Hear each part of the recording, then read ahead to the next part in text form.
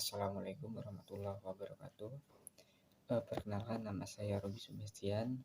NIM saya 1911151205 dari Home Base Pagi C.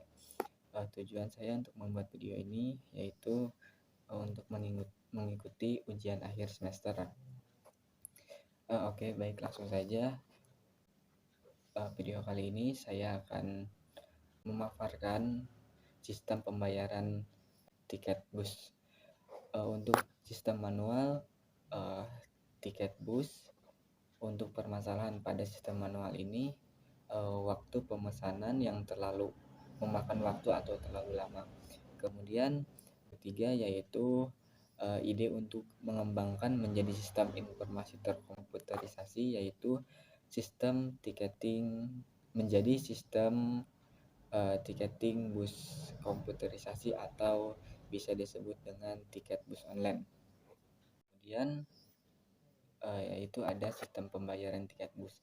Untuk sistem pembayaran tiket bus ini awal mulanya pembayaran manual. Pembayaran manual ini dilakukan secara manual dengan secara langsung untuk membayar uang cash. Kemudian akan diubah menjadi pembayaran online. Untuk pembayaran online ini pembayaran dilakukan secara digital atau secara terkomputerisasi agar ada pengembangan untuk kedepannya. Oke, selanjutnya saya di sini akan sedikit menjelaskan tentang aliran sistem informasi lama, yaitu pembayaran tiket manual. Berawal dari customer yaitu membawa syarat pendaftaran, kemudian setelah itu menuju admin itu kemudian menerima syarat pendaftaran. Setelah itu prosesnya pemeriksaan berkas terhadap customer yang akan membayar tiket. Dan setelah melewati pemeriksaan, kemudian lanjut ke formulir pendaftaran. Kemudian untuk selanjutnya yaitu ada formulir pendaftaran.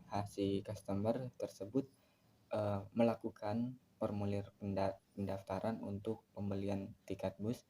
Kemudian setelah itu customer mengisi formulir, dan setelah customer melakukan pengisian formulir, kemudian alur selanjutnya yaitu terhadap admin,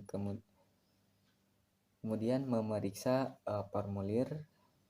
Kemudian pemeriksaan formulir selanjutnya yaitu menyerahkan formulir dan menjadikan arsip.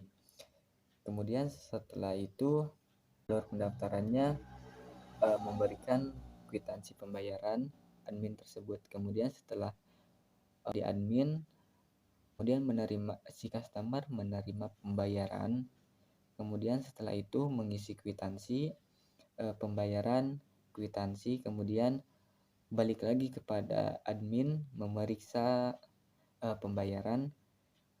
Kemudian setelah itu memeriksa kursi bis atau kursi bus. Kemudian setelah itu kembali lagi ke customer menerima nomor kursi bus.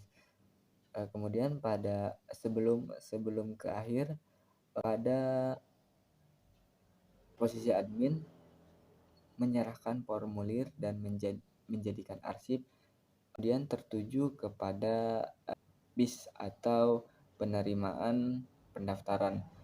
Kemudian pengisian data dari bagian bis, yaitu kemudian setelah penerimaan pendaftaran yaitu ada pengarsipan terlebih dahulu.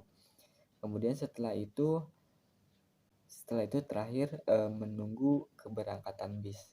Itu untuk ASI lama. Kemudian ada ASI aliran sistem terkomputerisasi.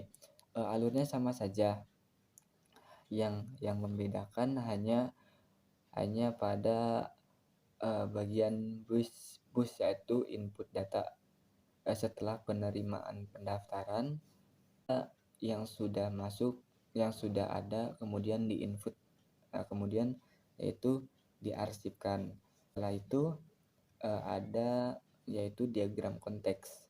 Diagram konteks berupa aliran-aliran dari komputer customer kemudian menuju aplikasi tiket bus online.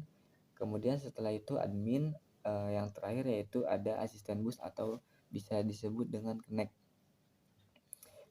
Pada lingkup customer menuju aplikasi tiket bus online ini yaitu formulir pendaftaran, ada kwitansi pembayaran, ada pembayaran formulir terisi, kemudian ada data persyaratan pendaftar.